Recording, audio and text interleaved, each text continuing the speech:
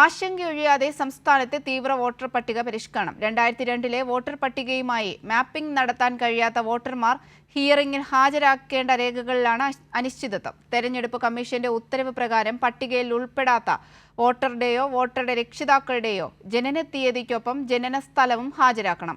എന്നാൽ ഇത് നടപ്പിലാക്കാൻ പ്രായോഗികമാക്കാൻ കഴിയില്ലെന്നതാണ് ഉയരുന്ന വിമർശനം. സംസ്ഥാനത്ത് പുതുക്കിയ വോട്ടർ പട്ടിക പ്രസിദ്ധീകരിച്ചതിന് ശേഷം നിരവധി പേരാണ് പട്ടികയിൽ നിന്ന് പുറത്തായത്. ഇത്തരത്തിൽ 2002 വോട്ടർ പട്ടികയുമായി മാപ്പിംഗ് നടത്താൻ കഴിയാത്തവർക്ക് തെരഞ്ഞെടുപ്പ് കമ്മീഷൻ ഹിയറിംഗ് നടത്തുന്നുണ്ട്.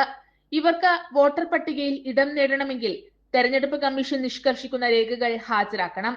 അപേക്ഷ നൽകിയ ആളുകളെ 3 തരം തിരിച്ചാണ് ഇലക്ഷൻ കമ്മീഷൻ ഹിയറിംഗ് നടത്തുന്നത്. ഹിയറിംഗിന് വിളിക്കുമ്പോൾ ജനന തീയതിക്കൊപ്പം ജനന സ്ഥലം കൂടി വ്യക്തമാക്കുന്ന രേഖ ഹാജരാക്കണം.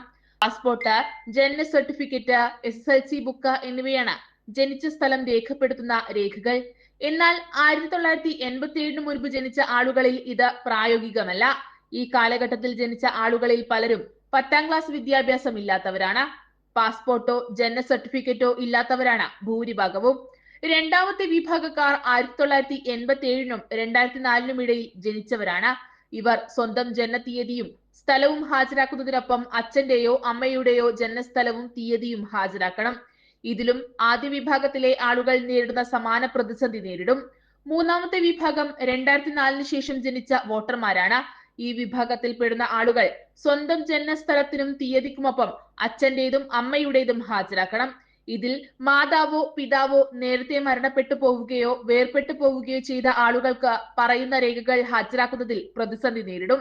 രേഖകൾ ഹാജരാക്കിയില്ലെങ്കിൽ ആ വ്യക്തിയുടെ പേര് വോട്ടർ പട്ടികയിൽ നിന്ന് ഒഴിവാക്കുകയും വോട്ട് ചെയ്യാനുള്ള അവകാശം ഇല്ലാതാകുകയും ചെയ്യും.